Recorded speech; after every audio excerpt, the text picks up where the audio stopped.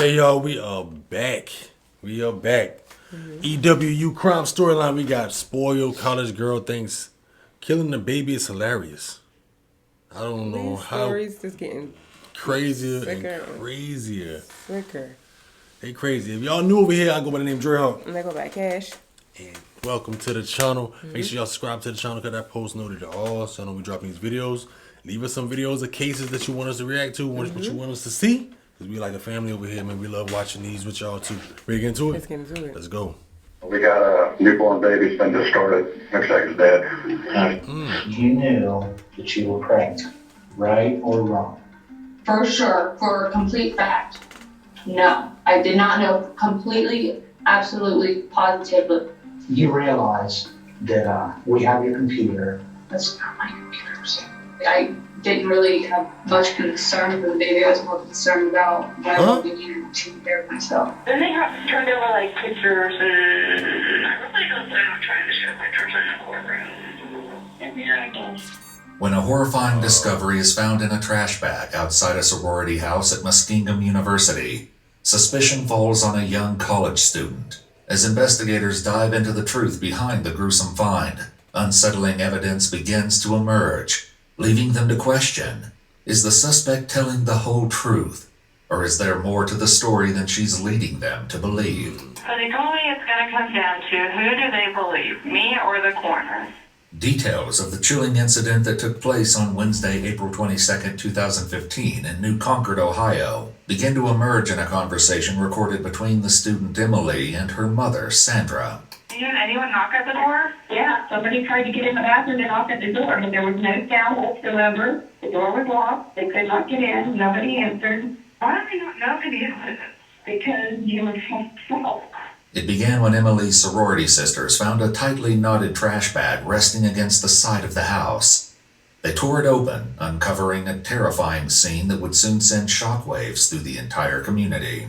Hey, it's Jim, University PD. Hey, I'm going to need you to send a deputy over here to 125 Lakeside. We got a newborn baby, it's been discarded. Looks like it's dead.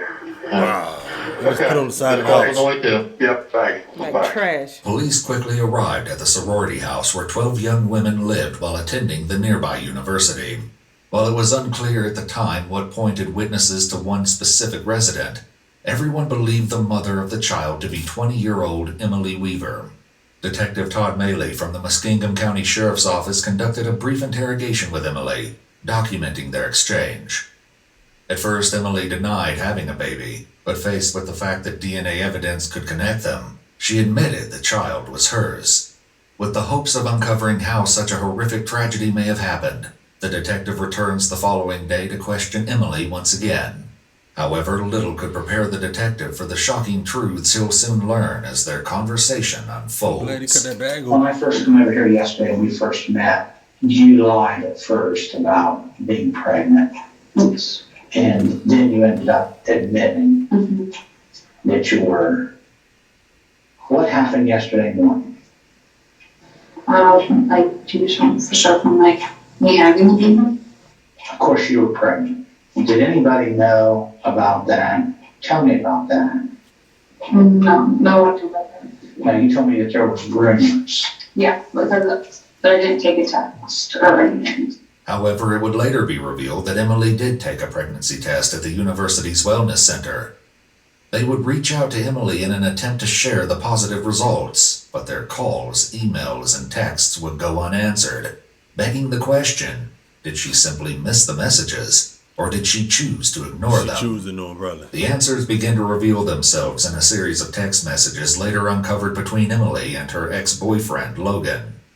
On March 18th, 1 month prior to giving birth, Emily texts, "I don't know what to do besides keep it a secret, and I haven't told anyone about this situation, but it's getting harder to keep quiet about." Emily tells Logan they need to talk about the situation they're in. She accuses him of acting like nothing's going on, saying he has no consequences. Well, tell me about some of the rumors. Well, basically, I just heard from one girl saying it. Because like my roommate was like talking to someone and he said it was brought up and some of her sorority sisters have brought it up. But like I've only like heard it come from that one source. Why didn't you want anyone to know that you were pregnant? I didn't exactly know. In a heated exchange on April 17th, just 5 days before giving birth, Emily accuses Logan of starting a war by telling others, indicating that the two of them may not have been the only ones who knew. You didn't know you were pregnant. Now you were shown. I mean, I gained weight. I mean, not an excessive amount, but When did you stop having a period? sometime after August, but I was still like spotting like throughout. According to Detective Maley's notes from the day prior, Emily also claimed she had no visible stretch marks and experienced no nausea, symptoms usually indicative of pregnancy. But based on a pin about a baby's nursery setup she saved on her social media account and the text she sent to Logan, it's clear she was aware of her situation. Right. And I don't want to beat you up about this, but you knew that you were pregnant. Yeah. Right or wrong? For sure, for a complete fact. Come on now. No, I did not know completely, absolutely, positively. Emily That's like- tells Logan, Come Let me on. stop it, but y'all be lying? Why they be lying knowing that they have the evidence, they have the phone records, they have the computer records, they have every damn thing, and they still just be like, And no. he let her know from the get go, we got your computer. and Right. Everything like that. what? I just don't get it. Did not know completely, absolutely, positively. Emily tells Logan, I just don't know how to deal with this situation, to which he suggests she go to a clinic.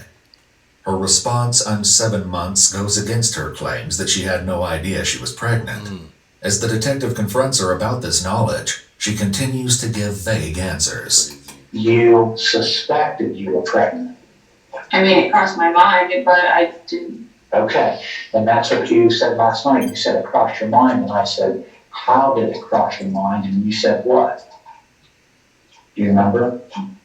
You told me because you gained weight. A little bit, but nothing significant. I don't believe that you went into the bathroom and had this baby and it was a complete surprise. Right. That's not true, is it? What? That when you went to the bathroom and had this baby, it's like, oh my gosh, I didn't know I was pregnant. I mean, that's unrealistic. Yeah, I mean, I didn't expect I was gonna have a kid right there. However, alarming clues, including Emily's search history, hint that she may not have been as blind to her situation as she wants the detective to believe. Although none of this still explains what really happened to the baby. Have you looked up things on your computer, on the internet, in reference to concealing a pregnancy, It's considered. to hide that you were pregnant? Tell the truth. No. Have you looked up things on the internet in reference to I don't know how you have a pregnancy. terminate a pregnancy? I mean, yeah, I look things up, but, On how to terminate a pregnancy? or yeah, if it came down, like, Okay, Just tell the and truth. most of it was like abortion. They ask questions. Especially They all already I answer. like seen or looked at. However, Emily may have more than considered the idea, as is revealed in a text exchange on April 17th, just 5 days before giving birth.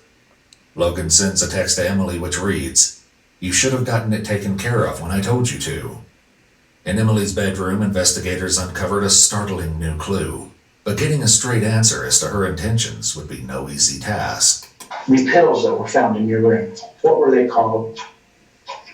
This like black surgical suit. Is it black cohosh? Yeah. Are those pills to induce an early labor or to terminate a pregnancy? Be real. I mean, I think there's like options, What? but I haven't taken them. Okay, so those pills do that. Yes. Regardless of whether she knew all along or was truly unaware, her decision to hide the truth once labor began raises disturbing questions. What was going on before the birth? I just felt like an uncomfortable pain. It's like, what you want? I gotta make her.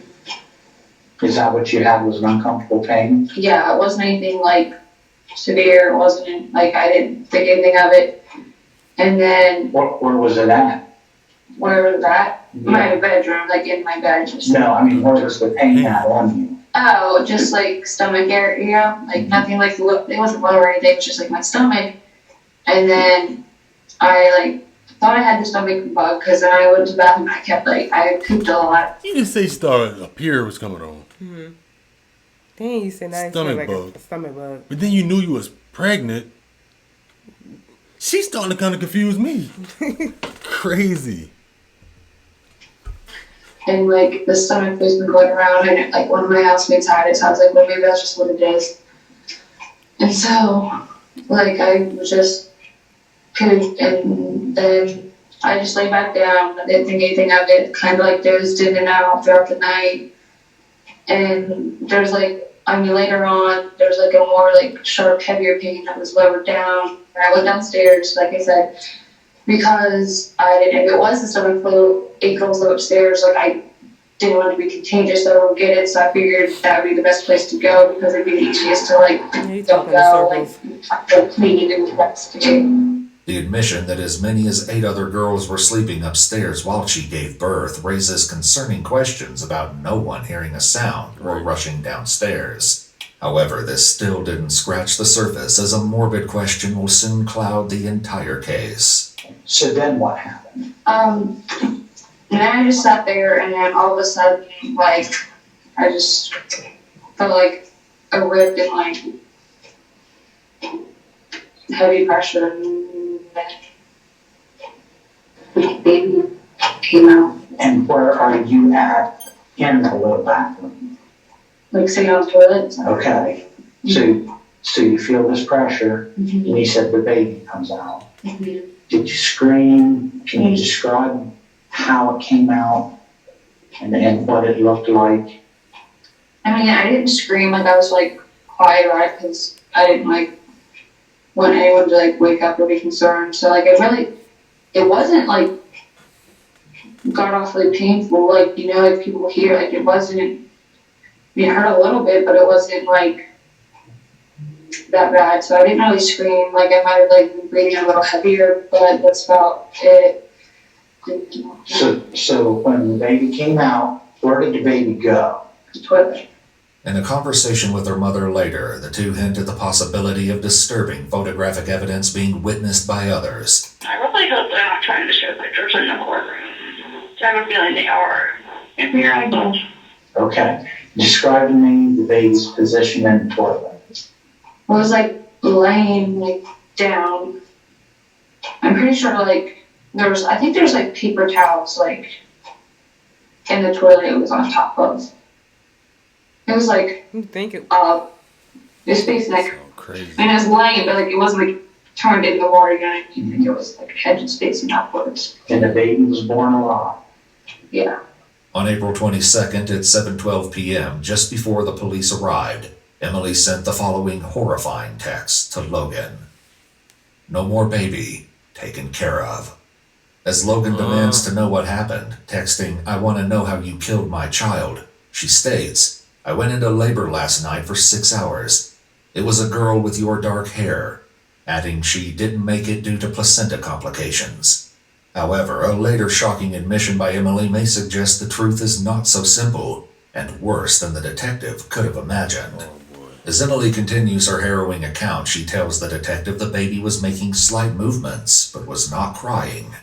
Throughout her unsettling account, she never mentions encountering other household members or hearing a knock at the bathroom door, as the phone call with her mom had suggested. I don't remember any of this stuff. I mean, they said there was no family whatsoever. There was no you, there was no baby, there was no nothing. Whether someone may have stood just outside the door, unknowingly within earshot of what was happening inside, remains unanswered, as no witnesses have come forward. For now, the heartbreaking revelation that the baby was born alive raises troubling questions about her death and disturbing possibilities for what may have happened next. After I tried to like stop some of the bleeding, like I tried to check on the baby and it was just like, it really wasn't like it wasn't doing anything. Now, how did you try and check? Yeah, how? I guess I just like looked and it wasn't anything. You didn't do anything. So you said you took the baby out of the toilet and laid it where? Just like on the ground. Although Emily's story may be true, it seems the detective is reluctant to believe her and might be suspecting that she's withholding a darker truth. I think so. And we talked about this last night, and I explained to you that the pathologist is going to be able to tell Yeah. It was true. the cause of death on the child. Mm-hmm. And did you do anything physically to? No, I didn't do anything physically. I really, obviously, didn't do much at all. I was more concerned about me than I was the baby. Detective Maley's notes reveal that Emily expressed concern, stating, "I don't want this to seem like I intentionally killed the kid." When asked if she choked the baby, she answered, "There's no way I could even comprehend something like that." Though Emily stands by her story, an autopsy report will later shed light on this tragic mystery. For now, the detective shifts the conversation to what Emily did next after giving birth. She briefly explains that she laid in bed, sleeping off and on through minor stomach pains, until about 4 p.m. in the afternoon. So then my roommate was like, well, what do you want to do for dinner? And who was that? Paige. Okay. And I was like, I don't really know. So then we just decided to go to McDonald's, at the airport McDonald's. So how did you get there? I drove. She go with you? Yeah, like, felt fine. Went to our room, sat there, ate it. Then I showered. Everything felt fine. I felt fine. So after I showered, I got on the computer. I started typing out. I had a presentation due today.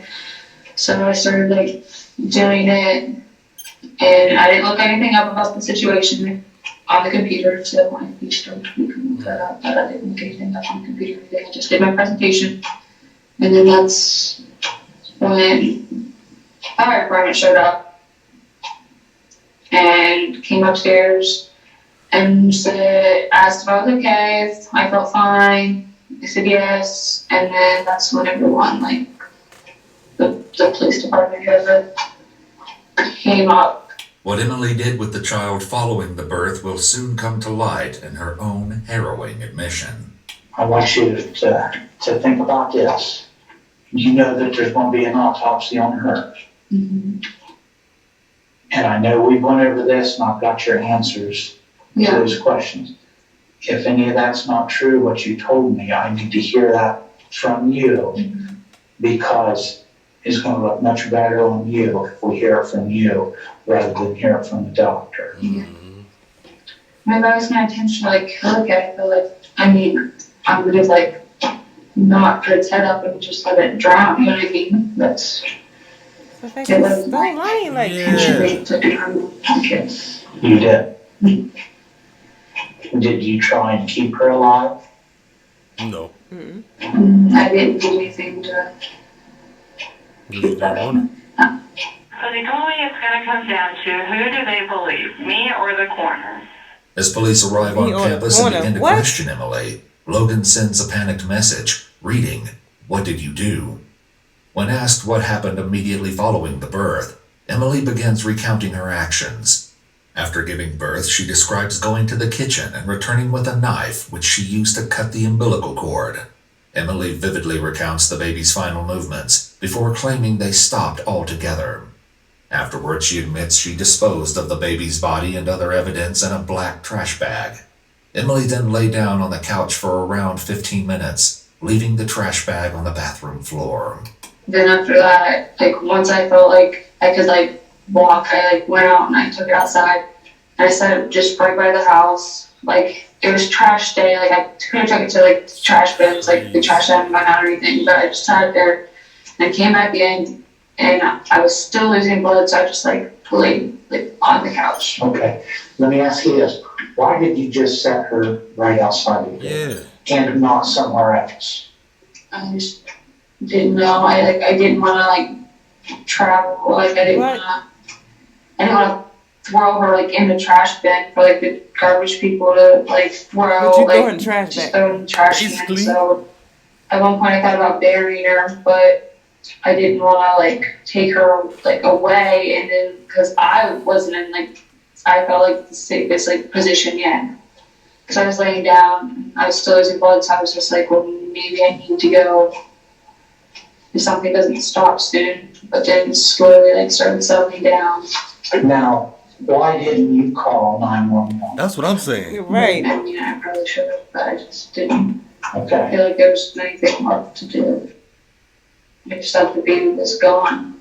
Though we may never know what Emily had been thinking, rising tensions between Emily and Logan shed a horrifying light on the situation that foreshadowed the tragic events that would soon follow. While accusing Emily of drinking throughout her pregnancy, he tells her she might as well just kill it. Despite Emily's grim admissions and the incriminating texts, investigators still have no clear proof of exactly what happened to the baby. However, the coroner's report will soon reveal harrowing details about the child's tragic death. For now, it appears as though the detective is searching for any sign of remorse from Emily as he asks her one final question. Can you sum this up with how you feel about this? I wish I could be, like, rewind the situation like this. Can you speak up just a little bit? I just wish it was like, you could go back and I could have, like, called 911. But I didn't, so. With enough evidence to charge Emily with a crime, she's taken to jail with a bond set for $1 million. While behind bars, conversations with her mom, Sandra, continue as Emily faces a critical decision to prove her innocence. I have to go to court at 2:30. Okay. I either have to take 15 years or go to trial. The prosecutor just came at me and was like, Well, we're going to drop if you plead out to this, we're going to drop your 2 tampering of evidence charges because you've been good while you've been in jail. But he said it comes down to you knowing this whole time about it, having conversations about it, and it just looks back on you. So go to trial. Do you think this is a good decision? I think it's your best option. All right. All I can tell you to do is pray about it. Okay. Resolved to take the case to trial, Sandra reveals their attorney's strategy to present Emily with a positive image in front of the jury. You telling me that, or explaining, I need to get you about 4 outfits together, and I need you to look young, but not like a nun. Conservative, young looking, but not like a nun. He didn't say anything about makeup or anything. I know. I feel like I can't have it. Well, it's okay. You look better on your tail anyway. I feel like I'm going to look pretty rough. My hair is going ridiculous. Just have somebody braid it. In a tearful moment, Emily reflects after a discussion with her attorney, describing her feelings toward the crime in the face of the upcoming verdict. He was like, how would you find yourself in it? And he's like, whoa. I think you say you're going to find yourself in it. Of course I'm going to find myself guilty. I feel what I've always felt. On July 29, 2015, after declining the 15-year plea deal, 20-year-old Emily Weaver pleaded not guilty of insanity. Though her motive remains unclear, the defense argued she may have been suffering from a dissociative episode due to having an unperceived pregnancy. In a statement by Emily, she explained, "I didn't identify it as a human being," adding, "I wasn't associating it as a baby. It was an it." At the trial, the devastating truth of what happened to the child was finally revealed. According to the autopsy, the coroner concluded the baby died of asphyxiation. On May 13, 2016, a jury found her guilty of aggravated murder, abuse of a corpse, and 2 counts of tampering with evidence. Emily Weaver was sentenced to life without the possibility of parole. However, in December 2022, the case was reopened after an appeal argued that her life sentence did not accurately reflect the nature of the crime, and that her punishment was not consistent with similar cases. In November 2023, Emily was resentenced to life with the possibility of parole after 20 years. She's currently incarcerated at the Dayton Correctional Institution in Ohio, where she will be eligible for parole in 2035. Damn. Ooh, that's you know, people do that more than often. You know, they have babies and then put them in the trash, put them in the dumpster, and that's great. I don't know. Seems like the mama. Yeah, Mama probably didn't understand either. Hopefully, to understand what happened and that she knew Did she knew she was pregnant the whole time? And did she actually know what happened to her daughter, like to the baby? Like, did she did something, abuse the corpse? Did she know that part? Because it seemed like the mother was like, didn't know. Well, just saying, well, you can do this and you can do that. Because if that was my daughter, and I found out my daughter abused the corpse of a baby, and it would be. Yeah. I'm sorry. No dealing. You didn't call 911 or nothing. I don't care how scared you were. Like, let us know y'all thoughts. How y'all feel about this down below. But definitely, like cases like that do happen more than often. Yeah. And it's sad, man. It's real sad. It's sad. That poor baby didn't baby even. Girl. Baby girl didn't even have a chance of life. Just for that little moment, and then that was it, man. Let us know your thoughts below. What other cases y'all want us to cover, drop it down in the comment section too, and we'll get to it. We appreciate y'all. We catch y'all next video. Catch y'all next one.